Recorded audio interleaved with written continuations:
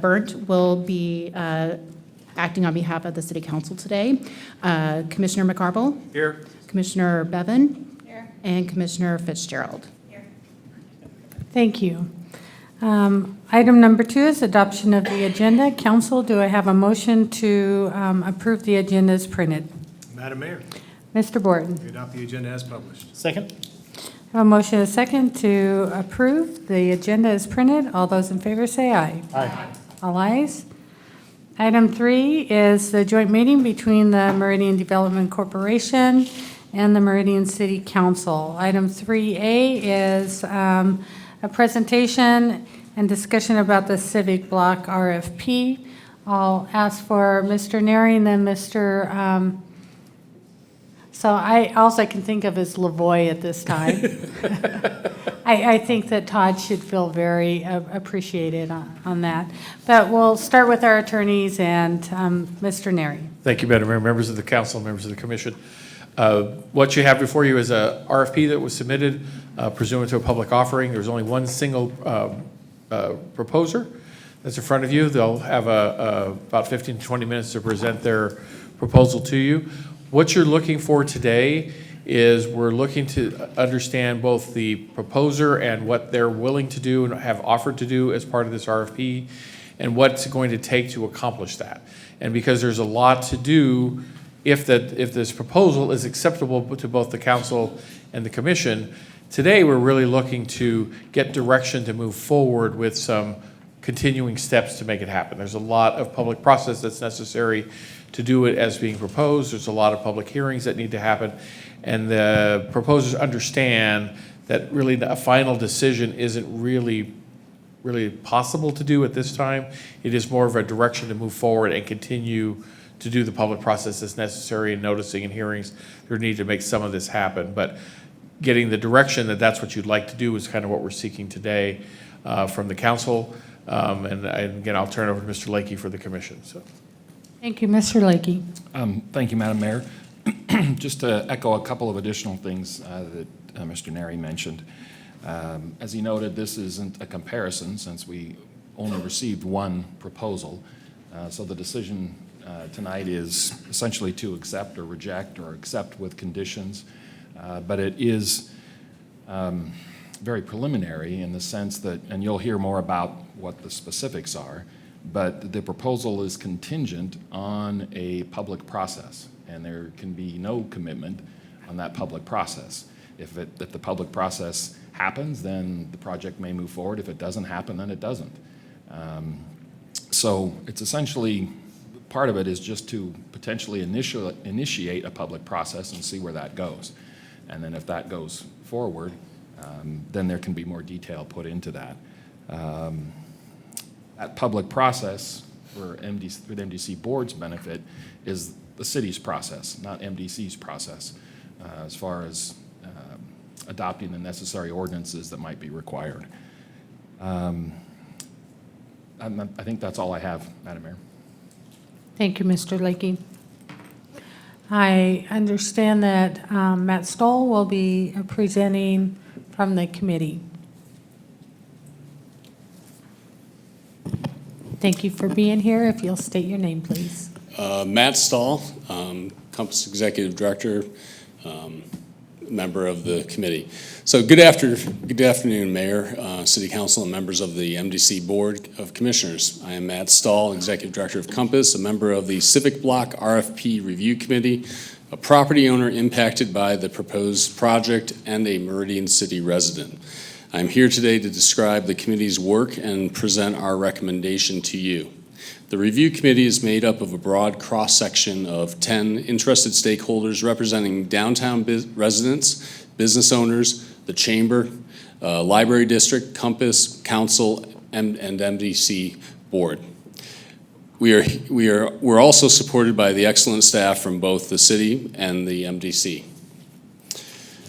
This has been a very involved 6-month process. Staff and interested stakeholders started their work back in May, doing months of research and drafting the request for proposals. They did site visits and research of various community center-like projects, Ultimately, they sent out the RFP in August to a broad distribution and conducted due diligence meetings, which culminated in receiving the excellent response before you. Following the response on the 4th of this month, the review committee has met 3 times and had respondents present their proposal in person. Members of the committee also did a site visit of the respondents' current project in Garden City. Based on the committee's extensive deliberations and research, the proposal's adherence to the guiding principles of the RFP, adherence to the Destination Downtown Plan, the city's strategic plan, and other plans and documents, the committee recommends approval of the proposal with the following contingencies. It is important to note the development agreement with the respondent will place all the risk on the developer, whether the tax increment generated will be sufficient to cover reimbursement of the cost of the project and corresponding improvements. If the required contingencies are not met, the project will not move forward, and the city and MDC will not have expended any funds. The contingencies are as follows. Developer shall provide an updated pro forma subject to audit by an independent third party retained by the city MDC. Developer shall have secured bridge funding as well as performance-based surety bond prior to construction and transfer of any property to ensure final delivery of the Civic Block site. Of note, some level of surety is advised, and the committee feels this adheres to a performance-based partnership model. The project should include office and other revenue-generating and/or job-creating commercial uses above the community center in lieu of the charter school. Again, a note, given there is no direct taxable value, revenue production, or private job creation in the proposal, the committee would have liked to see more of this. That said, if the respondents can articulate a plan model that supports the economy of downtown, this may be something you take into consideration. The site visit that a few committee members went on shows great promise in creating a true live, work, play, family environment that is non-existent in Meridian today. It also shows promise in creating a business workforce pipeline with children being educated at the school, taking ideas into incubation that then leads to startup business or trained workforce to support downtown's Meridian's economy. Questions of access to the school and parking still remain. Next contingency. The final project must include funded adequate parking. Any off-site parking must be at specified approved alternate location. Developer shall cover all project design costs up to and including construction documents for all buildings, site improvements, parking, and required public infrastructure improvements. Public project funding will be based on a tax increment financing TIF performance-based reimbursement model. Reimbursement is made upon successful completion of the improvements and only from a portion of the tax increment dollars received by MDC. Again, a side note, the committee felt a performance-based model protected both the city and MDC's interests while allowing a true partnership to move forward. Next contingency. Any new urban renewal district, URD, must be approved independent of any action related to the Civic Block project and prior to final negotiations of a detailed Civic Block development agreement. The creation of a new district is a public process, and there is no commitment that it will be approved. If a new district is not approved, then the community center project does not move forward. Of note, another note, side note, this was important to the committee as it allows the partnership to begin while ensuring a deliberate and necessary public process is followed. Next contingency. Developer shall cover any costs associated with de-annexation and creation of a new URD. The final project must address the guiding principles and basis for selection criteria outlined in the RFP. Another side note, this allows for the continual monitoring and check-in that the project is adhering to the goals of the city and MDC as the project is designed and delivered. Next contingency. Developer agrees that its proposal will remain valid for sufficient time to allow for the decision whether to de-annex the property from the current URD and create a new URD to be made, and if applicable, the execution of a development agreement. In conclusion, this committee feels this is an incredible proposal that will deliver an iconic and catalytic project for downtown Meridian. We feel the respondents are an excellent team and that can deliver on their proposal and who are committed to the success of Meridian. With the discussed contingencies in place, the committee feels it is appropriate to approve the proposal and start the process. We and the respondents are well aware there are many checks and balances along the way that will need to be met, but are prepared and excited to put in the work necessary to move this proposal forward. On behalf of the committee, I thank you for the opportunity to be part of this process and chapter in Meridian's future. With that, I and the committee stand for any questions. Thank you, Matt. Council, Council and MDC Board, any questions at this time? Madam Mayor. Mr. Kavner. Matt, appreciate very thorough update going through each of these pieces. We haven't seen the RFP, we haven't seen the proposal. So if some of these questions are included in the proposal, we're going to see that at one point, my questions might be somewhat unnecessary. But did the proposal talk at any lengths about the proposed school and how large that would make up the proposed project site? And you kind of alluded to the parking piece. I don't know if that's included in there. And for the council and committee's benefit, I'm sorry if I'm asking some of these questions, just with us not having that in front of us, it's hard to get a good grasp for those that weren't on the selection committee to kind of understand the totality of the project.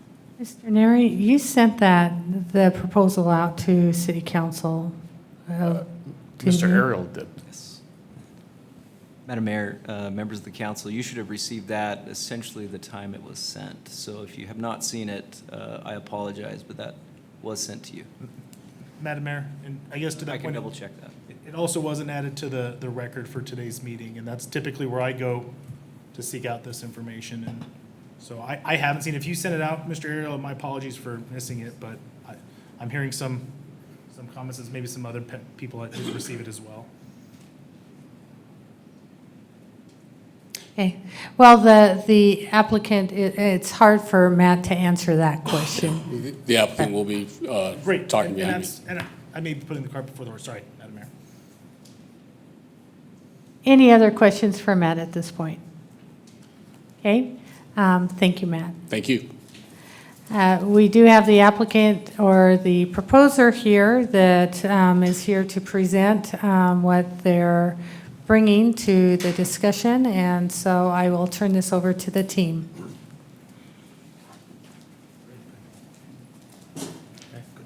Madam Mayor, members of the committee, we're honored to be here today. Myself, if it's all right with you, we're going to co-present or both stand here. I think that's okay, right? My name is Aaron Elton. I am the Director and VP of Finance with Galena Opportunity Fund. With me is Bill Truax, the President of Galena Opportunity Fund. And we are the respondent for the RFP. And we're really excited for the downtown core of Meridian. I hope that's what comes across and what came across in our proposal. We are bullish. And if I let Bill loose, he'll get super bullish. So the point is, we love downtown Meridian. I think anyone serving on this committee probably does as well. So that's number one. We do not have any technology with us. We don't have the proposal. So if you haven't seen it, we'd love to show it to you, but we don't have the technology and the pretty pictures. I have some printed out, but I don't think that'll do you much good. But we are excited for this proposal. And are presuming, and that maybe it's not a wise presumption, that those who we're speaking to have read it and are familiar with what we're proposing. So I think we'll just back up and talk a little bit about what the proposal is, what we think should be on the civic block, and how that relates to what we plan to do across the street, because that's, all of this ties together with what Galena is doing across the street, and it's across the street from City Hall too. So that corner of Main and Broadway back basically to across the street from the current Compass building and the Civic Block. So do you want to say anything before? Council, before you get into the details, it was sent out on October 9th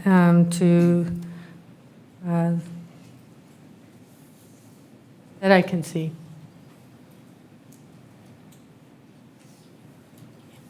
Thank you. Mayor, Council, Bill Truax, members of the MDC Board, appreciate you all entertaining this meeting. We are here because we care about the downtown of Meridian. We submitted a response under the RFP because we think that it is viable. The RFP was structured independent of what we're doing to the south on the Union Pacific Station grounds, and so that is why it's a little bit, probably was a challenge for other folks to reply to, but it was very important for us, we thought, in the development of this downtown core to help inform the overall vision of the area. And what we did when we were putting it together was really look at it as a way to begin the discussion and the framework for consideration jointly as a partnership for the stakeholders in the area. And that was the overriding theme that we were hoping came across in the RFP response. So I don't know if we're asking questions or if we can ask questions now, but would it be helpful for us to go through the actual nuts and bolts of what we're proposing? Yes, please. Okay, enjoy that.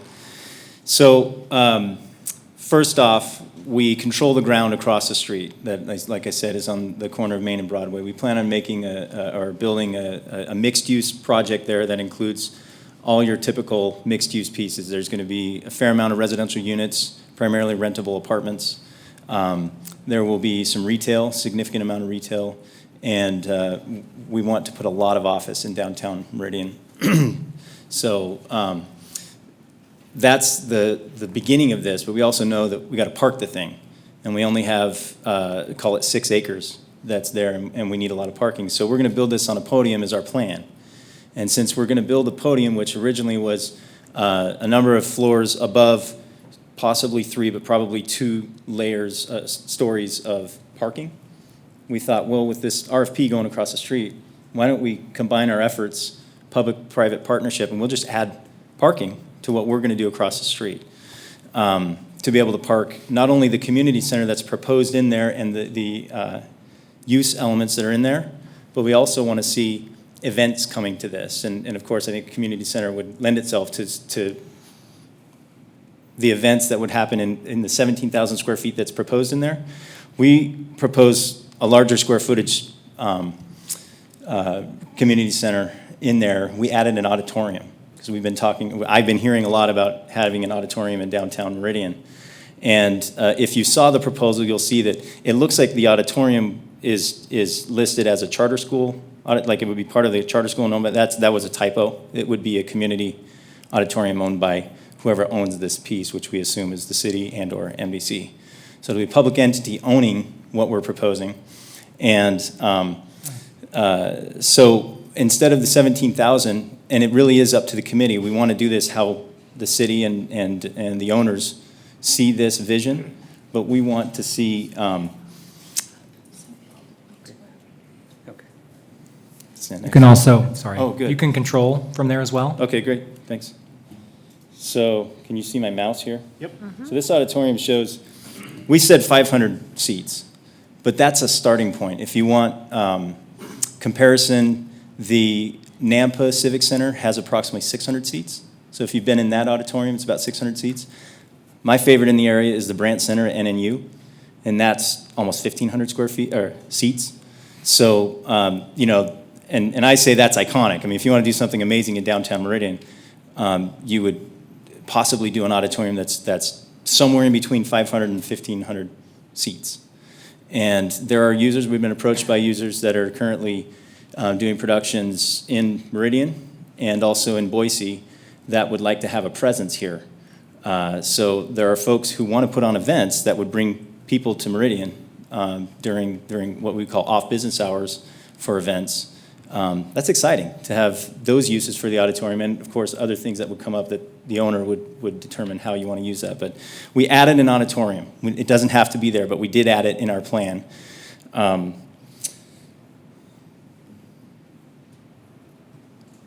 Any questions while we're looking at this? Because this is one of the only, this might be the only slide that has the actual floor plan. It has the large community center, and I'm hoping I can get to, if you haven't seen this, here's a rendering of what it would look like from you're looking to the northwest, so that's the southeast corner of, and you've got Broadway here going east-west on the left.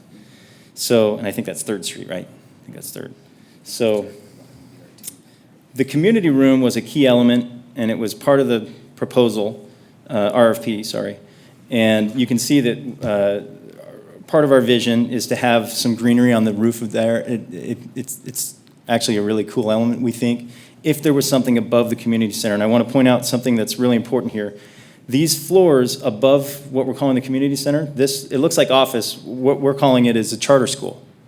And we're proposing that we want to bring a charter school to downtown Meridian. It's hard to underwrite. We looked at this for other uses, and I suspect other potential respondents were looking at office, residential, other uses that might be above this. It's really hard for us to take a risk to put office there, particularly with a parking situation, because it wouldn't be on-site parking.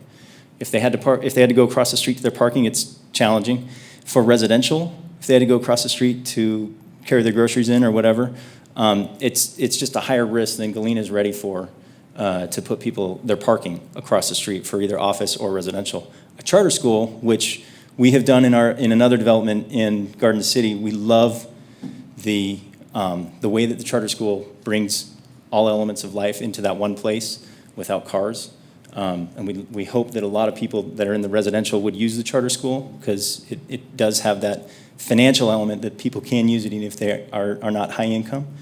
A few people in this group may have toured our project down in Garden City. We're really proud of that, because, and really Bill made that charter school come there. It's a partnership with a subsidiary of the Albertson Foundation, and they've just done an amazing job. And the key to that partnership is that project is the partnership with the Boys and Girls Club next door. And they use the Boys and Girls Club for the gym. The playground is the city park next door. It all fits. And the charter schools, there's a lot of activity there during school days, and it's a lot of fun. Of course, in downtown Meridian, the Boys and Girls Club is a few blocks away. We'd have to figure that out. But there's a Boys and Girls Club right there that we can potentially partner with. They're open to it. We've had those discussions. So we're excited about the element of attracting a charter school, which would be revenue generating, which is one of the requirements on the contingencies.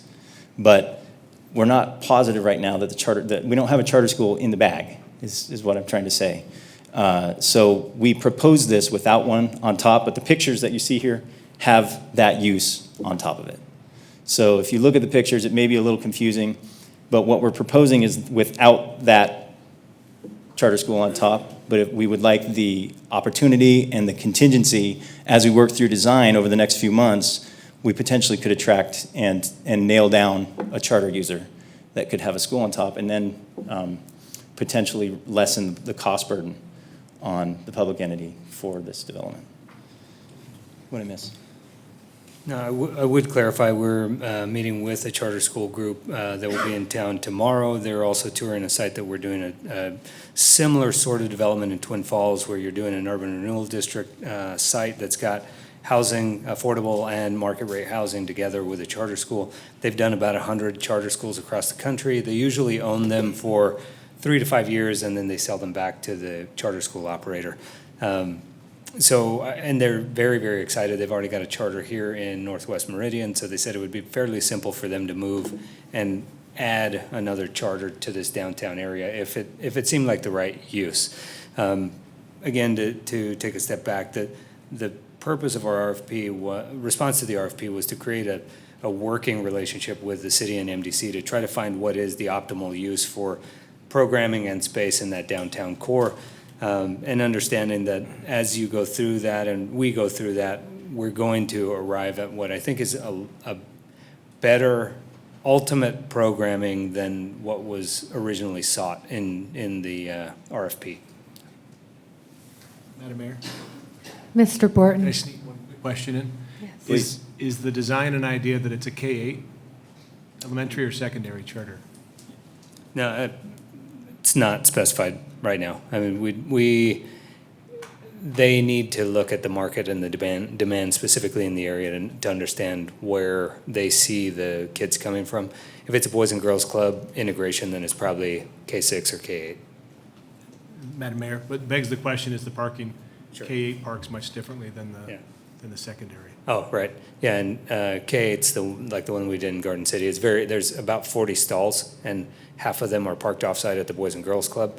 I would say high school is going to be a lot different if you got destination drivers, for sure. Yeah, the question is, will high school be there? And we don't expect that. What's that? We don't expect Don't expect. high school, right. I think that's the estimate. I wanted to just show this because the community room was a key aspect of the response. And we like the design, this can change, of course, but we love the design of a glassed-in community room on the, what I'm calling the back end, but the south end of this. And there's a lawn that spills out. If you look at these renderings here, you can see that part of if you had an event where people are seated and it's a nice day, you can open up these, what we would call the large glass garage doors, if that's what we put in there, to spill out onto the lawn and have an indoor-outdoor event. And we think that might be something that's pretty popular in the area. Other places that these architects, GGLO is who's designing this, and that's become a very popular element, is the indoor-outdoor event space. The elephant in the room when we talked about this with the committee were the finances. So why don't we just dig into that unless there's further questions? Madam Mayor, Ms. Mylum? I do have a quick question going back to the charter school. So you've already made it clear that office wouldn't work and housing We'd wouldn't love to do work. that, yeah. But if for some reason a charter school doesn't work, whether it's not approved or you can't find a charter that's willing to work with you, then it's just a community center? Yes. Okay. And our proposal, clear. these numbers that are proposed are just a community center. This is with no revenue-generating element at all. Thank you. It's hard to imagine if we approach it as a collaborative, proactive effort jointly, that we're not going to find some use that is compatible, I think. And a lot of that is based on our assumption that we're going to be able to move forward on the Union Pacific Railroad site to the south. We've met with the city, we've met with ACHD and all the stakeholders, and we're as confident as you can be given the type of project that it is. But the worst case scenario in our minds outside of, worst case is really you end up with just a community center, because I think that's underutilizing the site and really the block itself. We have two working mics, we can both stay here. Any other questions? I wanted to simplify the financial piece, and if you want to get into the details, it's available in the proposal. We'd be happy to talk through it, but I just thought we would use the sources and uses to just tell you where we landed. And this, as proposed with what I'm calling the smaller version of the auditorium, it could even be smaller than this if there's any auditorium at all. It lands at $12,823,000. That's with a city contribution of $3,850,000 that's already in the proposal for the community center, and then all the soft and hard costs that you can see on the right side to bring you to that number. In essence, without revenue generation, this, it costs $12,800,000 to put this up. And our understanding is the city wanted something like this, and I think we all would wish that there could be some revenue generation above it or as part of it. And I know part of the presentation that I saw before the RFP went out is that you don't have to be on the first floor. You could put the community center above whatever the revenue generation could be there. Our problem was parking. You got to park this thing somewhere. And putting the community center 2 or 3 stories up causes an issue too. So it's all about this compact site and density, and do you really want a community center on this? This is our vision of what we think is fantastic in this location based on what we know we're going to build across the street. And we see this as, yeah, it's a benefit to our development across the street, but we hope that the public entity also sees that what we're basically doing by proposing this new URD is we're raising our hands and saying, tax us. If you want to put something really cool over there, let our development pay for this. And the city is significantly, and MDC with the land. I mean, this is a significant input from all entities. And we're saying, hey, we'll make up the balance based on what we know is going to be spectacular across the street. So that's where this comes from, is we create a new TIF funding element that gets you a new URA. We de-annex a few blocks, the civic block, and then our acreage across the street out of the current MDC, the current URD downtown, the downtown URD, and reapply and create a new URD that's just a few blocks size. And that's how you pay for this, is you tax entirely our project, essentially. Any questions on that? I think we're to the questions portion, unless you want to. Council, any questions? Commission? Madam Mayor, Mr. Kavner? how long, in terms of timing, to then repay that amount of money? Is this a URD that exists for 30 years, for? 20. 20? And yeah, and if you see the calculations, I don't like throwing out the full calculation, but the gentleman, some of you may be familiar with, Phil Cushlin, who wishes he could be here today. He was part of our original presentation, and he knows this inside and out, and we're glad to have him on our team. He's confident that based on what we're putting across the street over those 20 years, it's about $1 million a year. It becomes 19 million something over 20 years.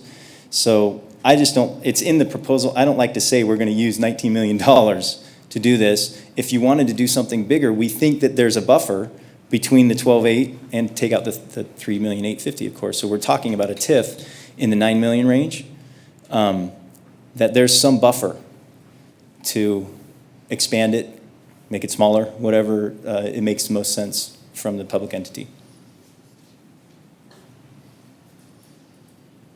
Other questions?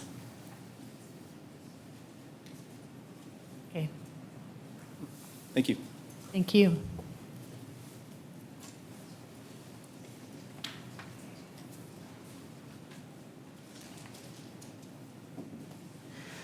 So I guess at this point, it's discussion for the MDC and the city council. MDC would be asked to take action first, since they initiated the RFP, and followed by discussion and action by council.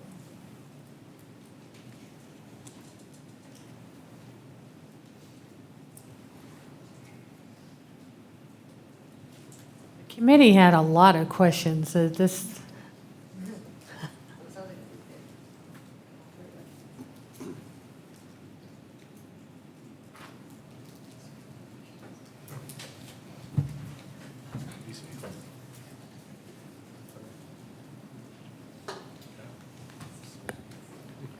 Madam Mayor, Ms. I just Mullin. want to point out, by the lack of questions, the committee must have done just a phenomenal job weeding through all of all the humps.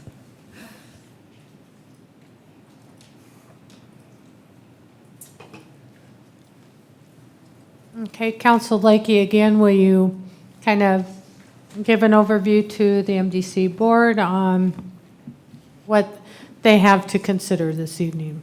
Thank you. Thank you, Madam Mayor and MDC board members. Again, your decision tonight is essentially either to accept the proposal or reject the proposal, or accept the proposal with certain contingencies. The committee has made some recommendations on potential contingencies. You've heard some discussion from the respondents themselves as far as their proposal. Again, this would be an acceptance, but one of those contingencies has to be, if there's an acceptance, has to be that public process, which the city is engaged in, to create, first to de-annex this small portion of the current urban renewal district, and then create and make the necessary findings to create a new small district, which would reset the base for that small district, and take the other part out first, and then set that new district. But that is a public process where the city receives public input and comment, has to pass ordinances, and there can be no commitment in that process going forward other than to initiate it and see what happens. So that's your sideboards, or those are your sideboards, commissioners, to accept or reject or accept with contingencies. And an acceptance is really just an agreement to see how the process goes, initiate the process, but see how it goes. And then there's a more detailed development agreement that would be executed if that public process to create a new district happens. There may be some type of preliminary contingent letter of agreement or MOU. Bill and I talked about potentially that beforehand. But again, any approval has to be completely contingent on that public process without any commitment there. I'd be happy to answer any questions from my board if you also have any. Okay, I'm going to turn this over to the MDC chair, and he can run this portion. Thank you, Mayor. So I guess what we'd be looking at from MDC's perspective is a member willing to make a motion to accept the proposal with the committee's recommendations, the contingencies, and also do they need to spell out the de-annexation and new urban renewal district, the city's approval of that as well? Mr. Chairman and Commissioners, that is one of the listed contingencies. Is it? That's from good the enough. committee. It's in there. Okay. The one that may generate some more discussion perhaps from the board is the whole office charter school concept, since the proposer has a potentially different idea there. Again, it's your comfort level on that particular contingency if you want to move forward. Do you want to create some more flexibility there, or describe it more generically as revenue generating something? But that's something that I think can be fleshed out. It's proposed as optional in the RFP at this point in response. So I guess we'd be looking for a motion from a MDC board member if anybody would like to make one. Commissioner Basilone. Yes, Commissioner. I move that we accept the proposal as presented with contingencies included and move forward. I don't know what else you need as a motion. So a motion by Commissioner Basilone and a second by Commissioner Fitzgerald. Is there any discussion from the MDC board members? Just one quick Commissioner Basilone? comment. I think we've kind of been through this before with another project, but a project like this is kind of a journey of 1,000 miles, and you have to start with a single step. That's what came to my mind in listening to this. Nothing is ever as simple as it appears, but if we never start, we'll never know where it'll finish. And this is an outstanding proposal. We have talked for over 10 years that I'm aware of about the need for a community center, for having an auditorium downtown, for bringing families downtown. And this certainly would do that. So I appreciate the work that was done by the committee, made up of a broad spectrum of downtown interested people and community members. And I say we go forward with this motion. Thank you. Yeah, I agree with what you said, that we have to start somewhere. This isn't committing ourselves to this yet. It's just committing ourselves to starting down that path to do this, and it's an important step that we have to take if we're going to do this. So, any further discussion from MDC board members? Madam Mayor, Mr. Chairman, if I could ask a question. Clarify. Go ahead. Yeah. Or not. No. I just wanted to, for clarification, make sure that you wanted to maintain the contingency that a charter school option as a potential revenue generating method is not something that you're interested in. Yeah, I think the way it's written on Am I here. reading it backwards then? It includes office or other revenue generating and/or job creating commercial uses above the community center. So, whether that's office or if it is a charter school that's established or that's achieving those objectives, then that's okay. Thanks. But not just the community center.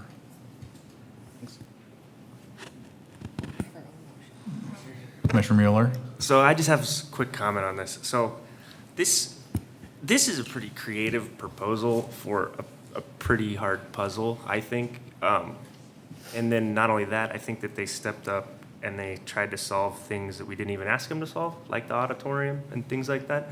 So on one level, I applaud you guys for what you're signing up for, because I think you went kind of above and beyond on actually meeting what the city needs, which was even more than we asked for. On the flip side, I think that means if we do go down this journey, we're going to come back to these clauses at some point, and we're going to have to work through them again and again. And like I think you so accurately stated, you said if it is a charter school or if it ends up being something else, in the spirit of partnership, I mean, yeah, we can move forward, I think right now with these contingencies locked in how they are. I think that's good, because I think it's still putting a challenge on it to make it a higher and better use for downtown. But at the same time, over the course of this process, I think it's going to require a little bit of creativity from all of us, because it's a really expensive project that largely is not revenue generating. You know what I mean? So I think it's a pretty awesome place to start. It'll be interesting working through these over time and seeing how it plays out. Madam Mayor, sorry, also, Mr. Chair, sorry. You're in the middle of your motion. I guess before your motion is made, I think that this is an important aspect that we discuss, or you discuss, but our contingencies say no charter school. It says revenue generating business, and the revenue needed in the URD is not, from the TIF, is not included in that building. So the funds, revenue is not necessary for this project to work. I just would hate to close the door on that option right here at the beginning. So I would maybe take that contingency out and leave that as still an open option. I said no. Anyway, thank you, Mr. Chairman. Would any of the committee members wish to address that maybe?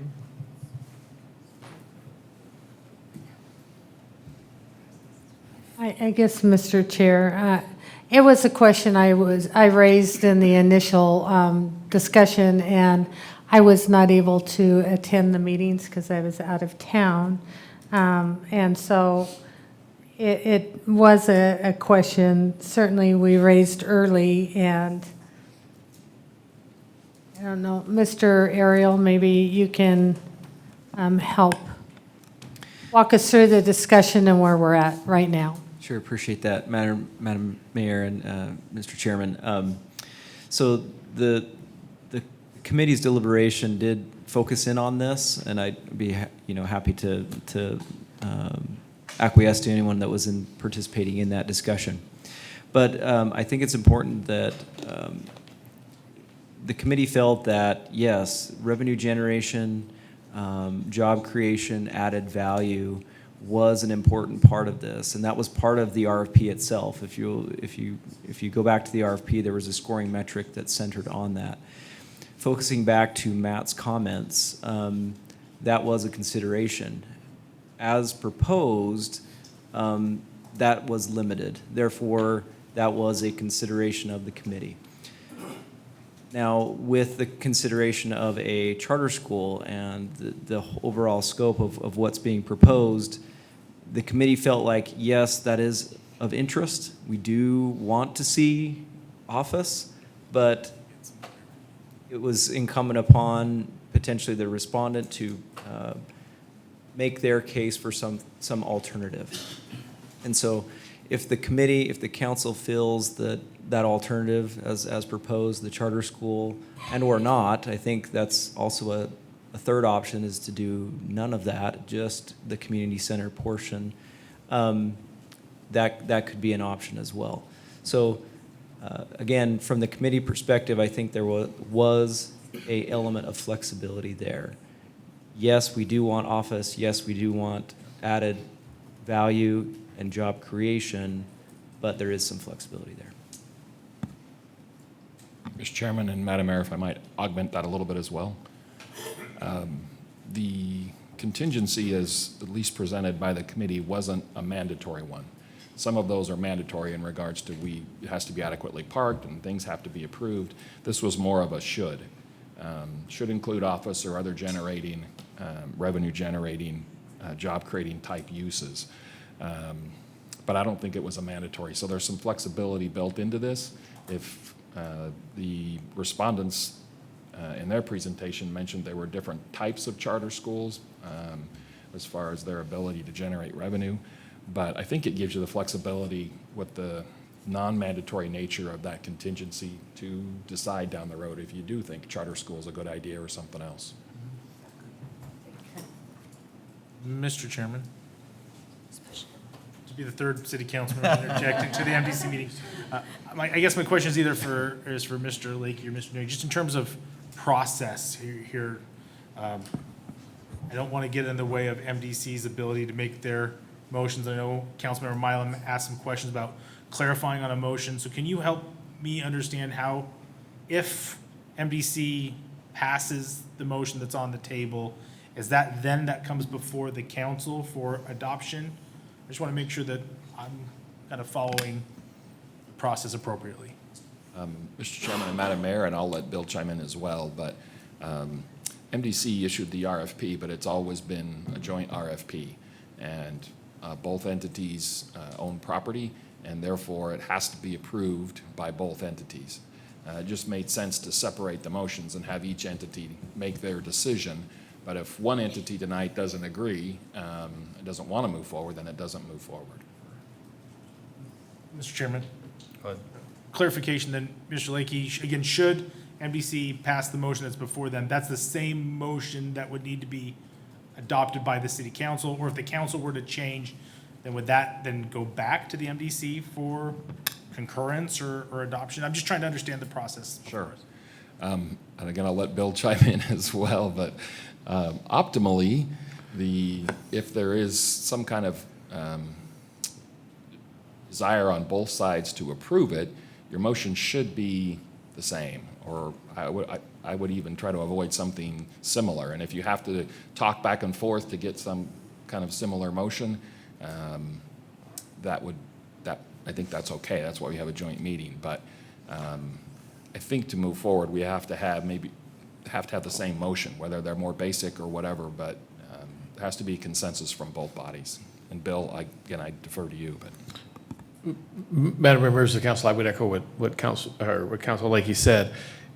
This is the dialogue you need to have that cooperation and the partnering of that. And I think Councilmember Burnt came to talk about one of them. The one that you're having probably the most bullet point discussion is the one that includes the term in lieu of the charter school. And I don't want to steal Councilmember Burnt's thunder, but his suggestion was to eliminate just that phrase. Because then it really clearly is a desire of both the MDC and the city council, if that's your desire, that you can consider some type of revenue generating use on that site, but you're not precluded from considering something else. And that sounds like the flavor of where some of you are, is you don't want to foreclose either option because we're way early in the process. And if that's your direction, that would make sense to me for us moving forward. Mr. Chairman, one additional question, if I can, just. Go ahead. Mr. Lee, or Mr. Neri, ultimately, if this is all approved, who leads the project? I recognize that it's kind of a joint effort, but at the end of the day, who's in charge of this?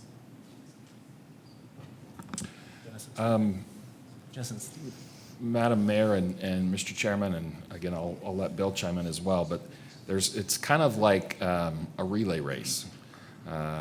I see it initially as the city is in charge of the process of de-annexation and creation of a new district. That is totally the city's realm and public process.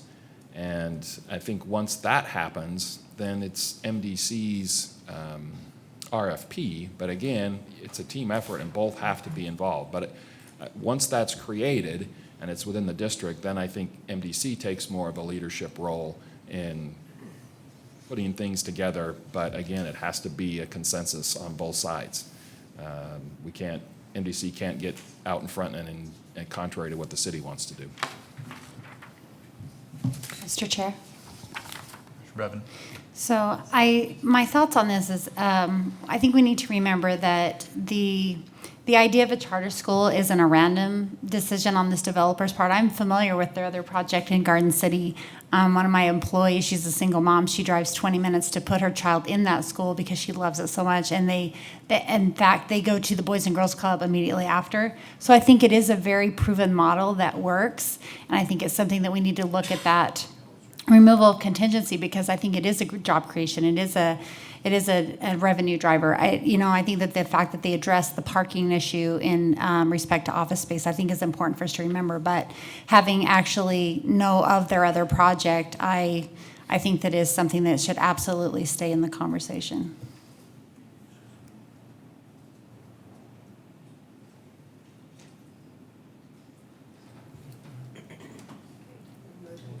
So, do we want to? Yeah, Commissioner Basilone? Yeah, could you restate your motion, please? Sorry. My motion was to accept the proposal as presented with the contingencies that are included. And the second from Commissioner Fitzgerald, correct? Yeah, but do you want to amend? Do you want to amend to strike the in lieu of charter school? Was that the recommendation from legal counsel? Yeah. You're going to put that burden on me, huh? You made the motion. Yes. I see no problem with excluding that. I think the proposers could come back at some future date and give a rationale for re-including it, so I would see no problem with that. Okay. Does the second agree? I agree. Okay.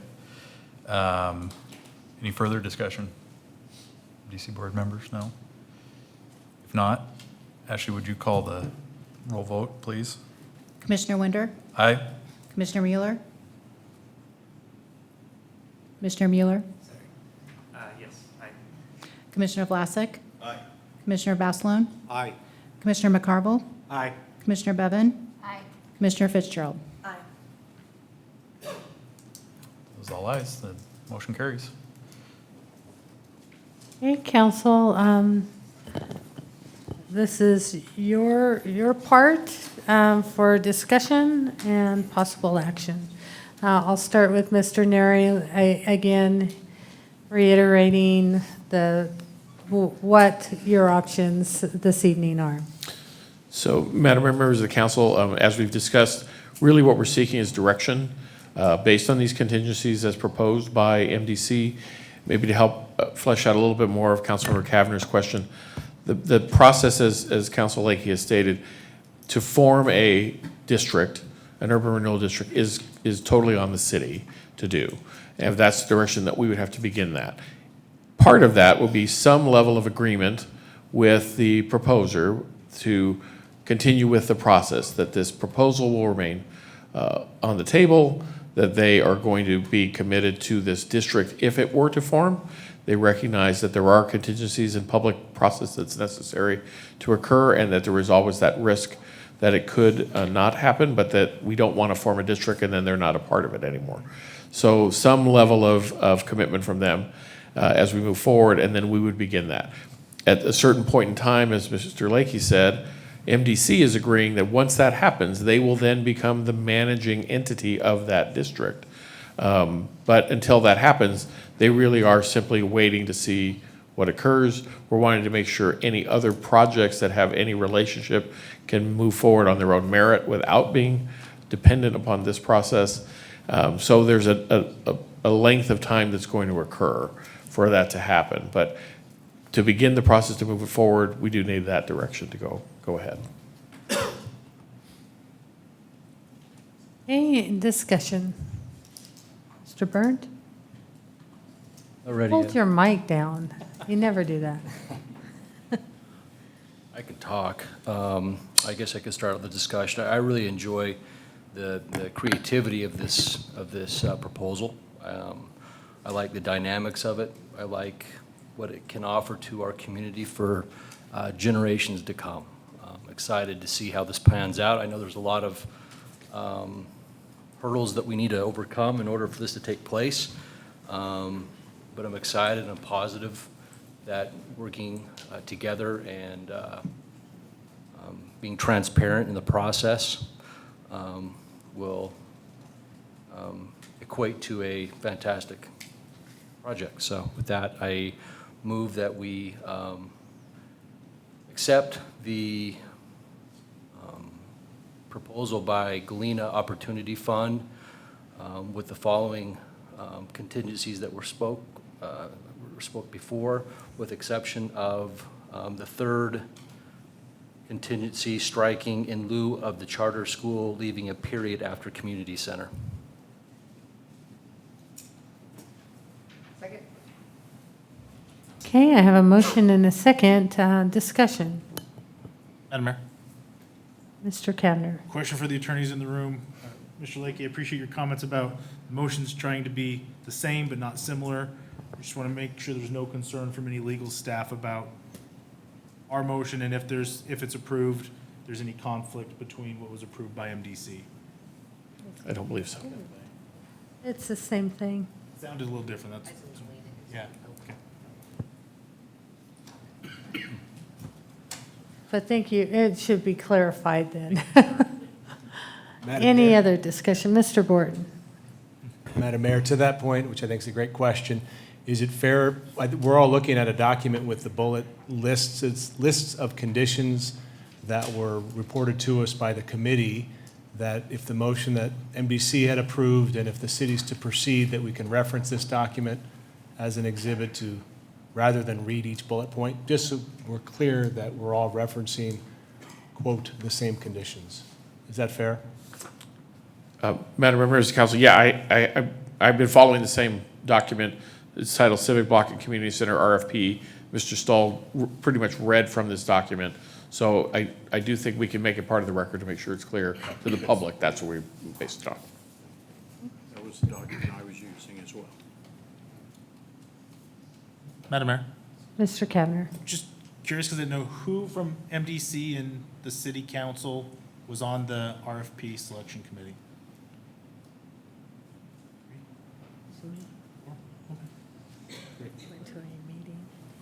And Diane? Oh, Dan, okay, great. Madam Mayor, I want to thank the committee for their great work on this. To the applicant or the RFP responder, this is pretty visionary. Somebody who grew up in this community, I never thought something like this would exist here in a million years. Commissioner Basselon talked about it, it's the first step. There's some things I've got to wrap my head around on this whole process, but I'm generally supportive. I think this is the right step in the right direction for our community. I think this process laid out spectacularly, and I want to thank the MDC and the RFP committee for that. Cameron, my apologies, you did send it to me. It had missed me. I wish it had been added for the public record, but I also wish that I would have seen your email and read it, so no big deal. Appreciate the good work. I'm excited to take this step forward. I'm supportive of the motion. Any other discussion? Mr. Clerk, will you call roll? Thank you, Madam Mayor. Councilmember Mylum? Aye. Councilmember Burnt? Aye. Councilmember Palmer? Aye. Councilmember Little Roberts? Aye. Councilmember Cavanagh? Aye. Councilmember Borton? Aye. The ayes have it. Thank you so much. Thank you. Hey, we do have a little bit more to our meeting, and so I would like to thank our MDC board for joining us and for this continued partnership. I think maybe, Ashley, do you need a motion to adjourn this segment of? the MDC meeting. Yes, ma'am, that would be great. Have a motion, please? Mr. Chair, you want to? So can we get a motion from an MDC board member to adjourn our portion of the meeting, please? Commissioner Bastelone? We adjourn. So motion by Commissioner Bastelone, a second by Commissioner McCarville. Is there any discussion? If not, all in favor say aye. Aye. Sounded unanimous. The MDC portion, we are adjourned. Thank you. Yeah. Okay, we do have our Public Works Department here. Tom and Dave are here to talk solid waste.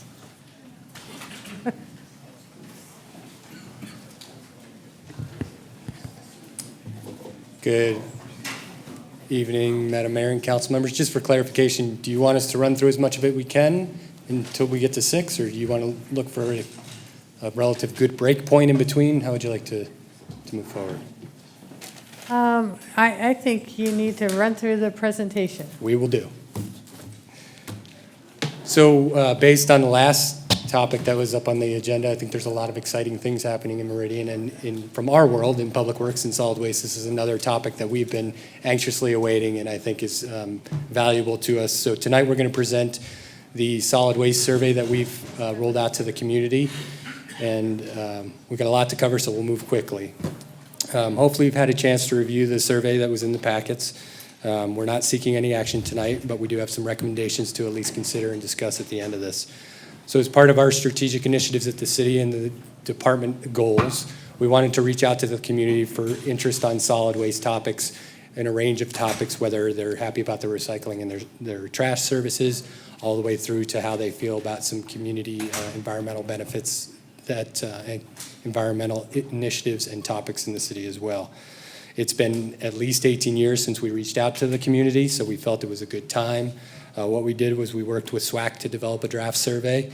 We passed that back and forth several times, and then we contracted with ETC, and Jason Murato is here with us tonight, so he will run through the majority of the survey, the administration of the survey, and then I'll come back and we'll go through some recommendations and any discussion or questions that you might have. So again, quickly on the agenda, Jason will run through it, and we felt it was important to have their firm go through and help us with the administration. We were looking for a statistical nature and statistical soundness of the survey, and so an independent administration of that is one way to help us with that. So with that, I'll let Jason take it over, and then we'll come back and talk about any questions you might have.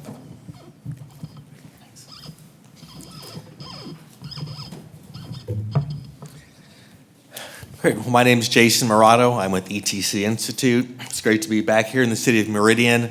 I've been here a couple times to present the results of a citizen satisfaction survey. And today we're going to go through the high-level findings from the environmental and solid waste survey that was conducted this past summer. So this is just a quick rundown of what I'll go through. I'll go briefly over the purpose and methodology of the survey. Then I'll go through the major findings, and you can see here how we broke the results into kind of 7 main categories. Then I'll give a quick summary of the results, and then Dave will come back with some staff recommendations. And of course, I'll be happy to answer any questions as well.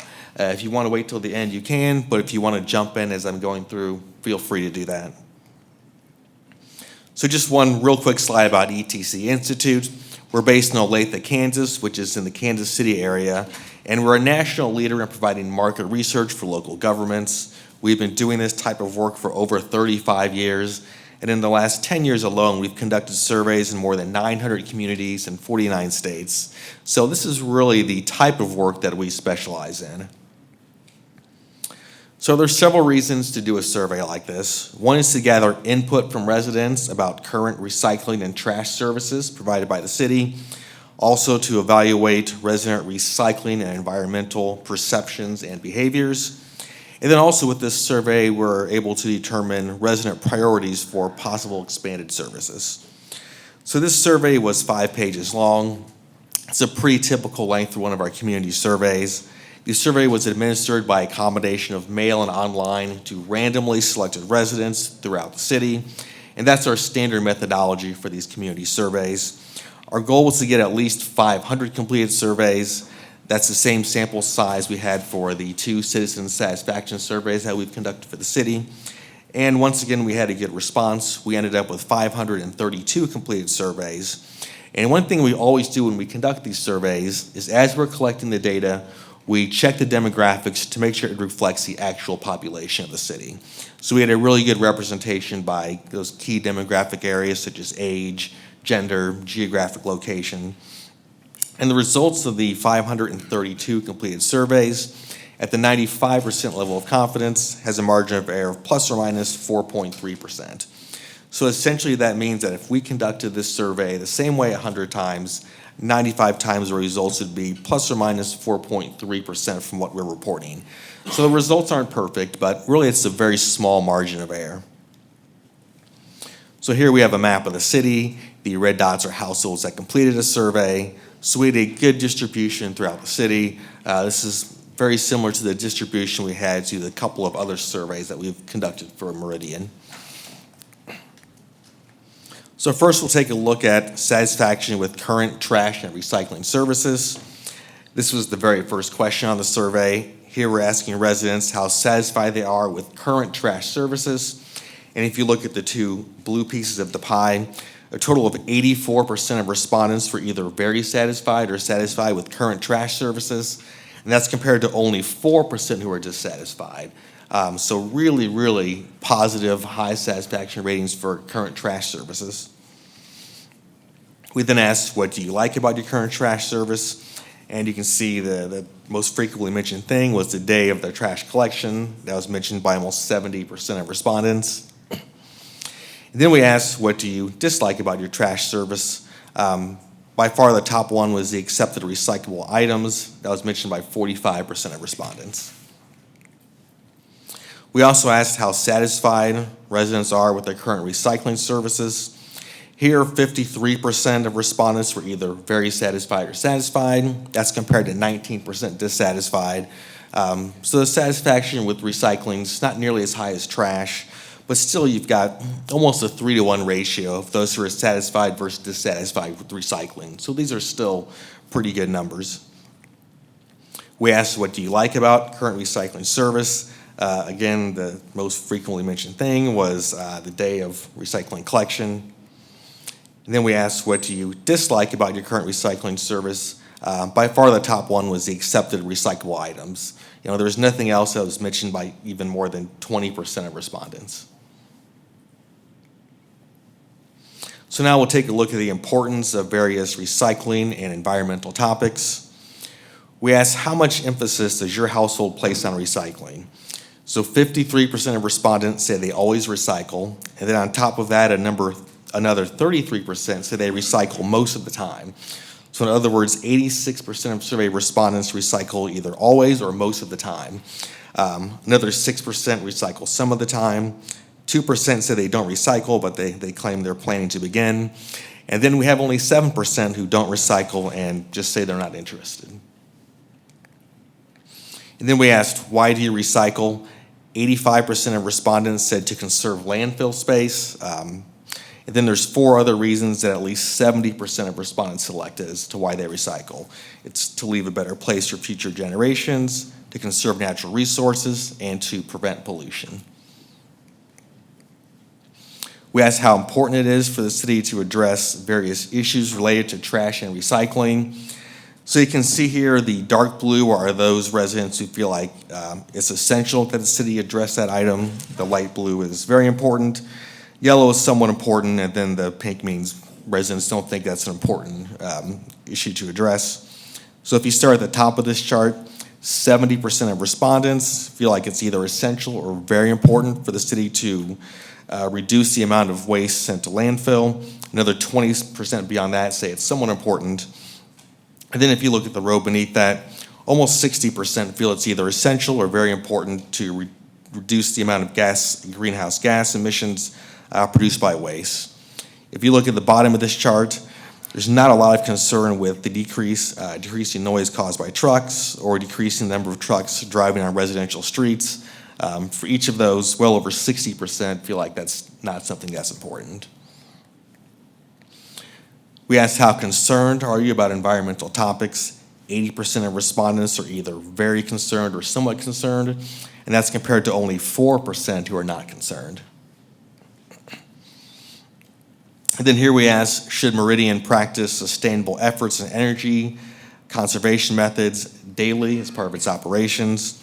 And if you look at the two blue pieces of the pie, a total of 89% say yes, the city should practice sustainable efforts in energy conservation. If you break that down a little more, 26% say the city should expand investment in infrastructure that reduces environmental impacts. And then the other 63% say yes, it's important, but also they should keep any increased costs as minimal as possible. And we asked which environmental topics do residents think are the most serious topics facing Meridian. There's 4 items that between 40 and 50% of respondents selected. That includes air pollution, pollution in waterways, long-term regional water supply, and then inadequate recycling services. So now we'll take a look at some various recycling activities and behaviors. We asked on average, how full is your recycling container under designated recycling collection day? 36% say their recycling container is typically overflowing. Another 55% say it's usually over half full. Only 9% say less than half full. So definitely, clearly, our residents think recycling is very important and are very actively participating. We asked if households are currently doing any of these various activities. About 2/3 say they recycle electronic items such as computers, televisions, or cell phones. And then just over 60% say they're taking household hazardous waste to a collection event. We asked if households are currently making any effort to reduce the amount of trash they throw away. And you can see almost 8 out of 10 households say that they are doing that.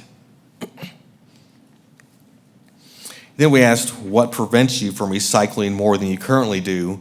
By far the top choice, which was selected by over 50% of respondents, is that they say nothing. They're recycling everything they possibly can already. There's really nothing else that's a major barrier to preventing recycling. The other most frequently mentioned item was, I don't know what I can recycle, but even that was only selected by 21% of respondents. We asked how many times in the past year did you or someone from your household take materials to the recycling area at the transfer station. You can see with that pink bar that 34% said 0. So in other words, 66% of respondents have taken materials at least once in the past year to the transfer station. And you can see the breakout of how often they've done that. Then we asked, are you currently participating in any of these sustainable behaviors? And respondents could pick as many choices as they want. 93% of respondents say they are recycling. 85% are changing light bulbs to energy efficient bulbs. And then you also had just over 60% who are planting shade trees in the yard, and just over 50% who are making energy efficient upgrades to their home. Then we asked what would motivate you the most to practice sustainable behaviors. The top choice was financial savings on the utility bill, selected by just over 70% of respondents. And then about 60% said they'd be motivated by the impact on future generations and then improved air quality. Almost 50% say they're motivated by the impact of long-term global climate.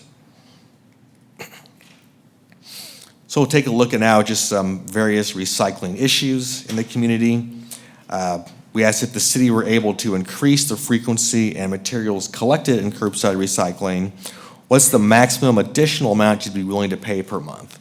So if you look at the pink part of the pie, 37% say they're not willing to pay any more per month, which means that the other 63% are willing to pay at least something. And then you can see the pie chart just breaks out how much they'd be willing to pay. And we asked, what's the maximum additional amount you'd be willing to pay per month to continue curbside recycling as it is now? Again, if you look at the pink part, 29% say they're not willing to pay any more. So the other 71% are willing to pay some additional amount to continue the curbside recycling at its current level. We asked how willing the response would be to participate in a voluntary curbside recycling program, even if that means the cost of curbside recycling exceeds $20 per month per user. Not a lot of support for this. 60% say not willing, another 24% not sure. And for those who said not willing or not sure, we asked them what's the reason for their response. Almost half say they don't support any increase in fees for a pay-to-recycle program. But then another 41% say $20 or more per month is too expensive, but they would consider participating for a lesser amount. We had a couple questions about the familiarity with recycling. We asked, do you know what materials are recyclable? Just over 2/3 say they do, 5% say they don't know, and then the other 27% are not sure. We asked if respondents know how to find out which materials are recyclable. Again, about 2/3 say yes, 11% say they don't know how to find out, and then 22% are not sure. We also asked a question about communication. Here we asked residents which sources they most prefer to receive information about solid waste services, and respondents could pick up to 3 choices. The blue bar is their first choice. That's the source they think is the most important to learn about solid waste. The orange is their second choice, and the gray is their third. By far, the top 2 sources are the utility bill and then the internet source that's easy to find. In the survey, we gave an example of the city's website. And then we asked what role of government in recycling and environmental issues. So we asked how active of a role should local government take in each of these various recycling and waste reduction issues. And you can see for each of these, over 90% feel like local government should take either a leadership role or at the very least a supportive role in each of these things. In fact, for all 4, more than 50% said an actual leadership role. So this includes informing residents and businesses about existing programs and services, supporting the development of waste reduction and recycling programs, developing programs to expand waste reduction and recycling in the community, and then educating residents about the importance of waste reduction and recycling. So that's everything that I had. Just a quick recap. We saw that residents are certainly very concerned about the environment, environmental topics. 80% are very or somewhat concerned. Only 4% were not. Almost 9 out of 10 residents feel the city should practice sustainable efforts and energy conservation. Residents are extremely satisfied with trash services. 84% were either very or somewhat satisfied, compared to only 4% who are dissatisfied. There's a lot of examples in the survey that show that residents feel it's important to recycle. 53% always recycle. Another 33% on top of that recycle most of the time. We also found that 70% of residents feel that's essential or very important to reduce the amount of waste sent to the landfill. And then in that last slide, we saw that residents certainly feel that local government should have an active role in recycling and yard waste reduction issues. So that is everything that I had. I'll turn it back over to Dave with some takeaways and recommendations. Thank you, Jason. So, Mayor and Council, I know that's a lot of information. We're trying to do this quick, so again, we're happy to answer any questions. But I think that when we've looked at the survey results and kind of capturing the high-level takeaways and sort of where do we go next, we can clearly see that residents are concerned and focused on what's going on in the environment. That's something that was a good justification or a good information for us to understand. And then looking at this sort of from a top-down or high-level approach, drilling down a little bit. Following up on that environmental support, there's support for what we have seen and what we shared with you with our environmental programs plan about a triple bottom line approach. We saw that affordability is a central component of what the survey respondents said, as well as sort of the social or the responsiveness and ability of government to respond and programs to respond, as well as the environmental impact. So we feel like we're moving in the right direction to not just look at a program and say, hey, we should do something, but look at what are the impacts financially, socially, environmentally, all those things in consideration with a more holistic approach and getting all the feedback that we can get. It was interesting for us to ask and receive the feedback about the government's role in solid waste programs. That's a pretty resounding result of over 90% that say we should have lead, support, inform, and educate on those types of programs. I think that's good insurance for us and good reminder for us that we're moving in the right direction. And a shout out to Tom and our communications folks, Emma. They presented to MIAC just recently on an education front earlier this week with some really good feedback, or excuse me, last week with really good feedback from all of those people. So I think that education role is something that's improving and planning to get better. And then on the solid waste services specifically, generally people are happy with their trash service. Generally people are happy with the recycling service. We see that they're not willing to pay for a sort of pay-as-you-play recycling program. We have Dr. Republic, and the $20 threshold that we used in the question was based on what Republic had told us they thought the bare minimum cost would be for that. So I think that cost is at least 20, if not more dollars, and people pretty much say they're not willing to do that. At least the respondents in the survey say that. Again, interestingly and supportive for us is the transfer station. The transfer station is a valuable resource for the citizens of Meridian. It's something that they can utilize. It's something that provides benefit not only for air quality and road congestion and things of that nature. So those are sort of the high-level things that we see out of the survey. And again, there's education opportunities. There's sort of opportunities to look at programs with SWAC involved.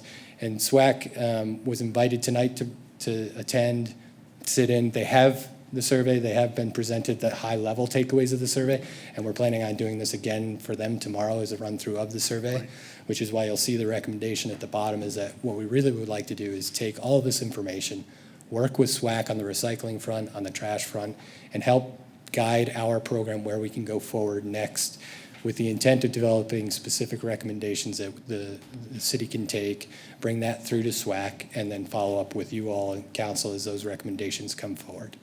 So that's kind of what we see going forward, and happy to stand for any questions. Thank you, Dave. Thank you, Jason. Questions? Madam Mayor? Mr. Kavner. Just two. One, Dave, will we also share the full report with our waste hauler with Republic? Do they get a copy of that as well? Thank you, Madam Mayor, Councilmember Kavner. They have a copy of the report as well. Yep. Madam Mayor, one additional. Do we know how our public is satisfied with Republic versus other jurisdictions that Republic serves? And how do we compare versus the trend? Madam Mayor, Councilman Kavner, so with SWAC, one of the things that we're doing, and Tom's done a great job, Tom Otte, our solid waste coordinator, has begun collecting and compiling all of that data for customer satisfaction related to Meridian. We have not yet compared it to satisfaction results to other cities, for instance, Boise, Nampa, the others. We could certainly do that and work with SWAC to compile that effort and certainly work with Republic to get some of that information. But I think in the past, and maybe what Mr. Kavner is asking is, usually as we've been able to utilize Jason and a broader survey approach, what are you seeing when you go out and you survey on these topics? Sure. So this survey is a lot more customized for Meridian than the Citizen Satisfaction Survey, which has a lot more standard questions. So for that report, we had a lot of benchmarking information. Here it's much more limited. I mean, definitely the results are very positive. I'd say more positive than most of the communities we survey, but this is definitely much more customized than the other survey that we do. Thank you. Any other questions from council? Ms. Lowell Roberts. Madam Mayor, just a comment. First of all, thank you. Thank you very much. I think this is really a timely issue with all that we've seen regarding the orange bag program, that I will make the assumption that that will be a topic of discussion when you bring the information back. Madam Mayor and Councilwoman Roberts, that's correct. We will be actually talking next week with Dow to get an update, and that will be one of the ongoing conversation components. Madam Mayor. Ms. Mylum. Thanks, Dave. I can't wait to see this again tomorrow. No, I was kidding. But actually, to bring up the orange bag, I didn't do the math on it, but I think the orange bag participation was about 18%. I think, but I think that was really pretty high considering that we started with, what, 1,500 bags and then just kind of on your own, and we're slowly getting the word out to people about that.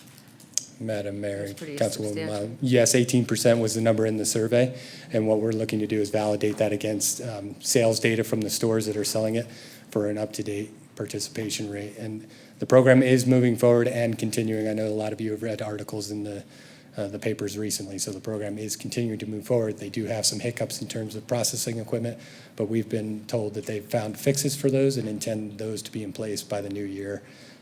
Hopefully January, possibly early spring is what we were told. So meanwhile, the program is still continuing, still functioning for all the residents as it was designed for them to operate and for them to put the materials in the can.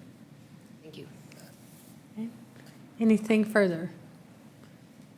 Thank you, very interesting. We appreciate, I know a lot of thought and effort went behind this survey and getting the questions reflective of what we wanted to learn from our community and our residents. So congratulations, Dave, to you and Tom, and thank you, Jason, for your role. Thank you. Appreciate that. Thank you. Before I ask to a motion to adjourn our work session, we did have 2 items left, and I wanted to find out if there was anyone that was here to provide public comment on either 5A or B on our work session agenda.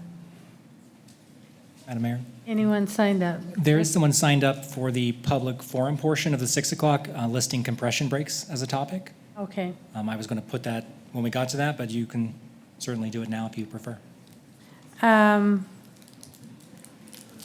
I think we should adjourn and we can move these into, onto the next agenda. Okay. So council, with that said, I would entertain a motion to adjourn our work session. Madam Mayor, Mr. Borton. we adjourn the work session. Second. A motion and a second to adjourn the work session. All those in favor say aye. Aye. All ayes. Council, I'm going to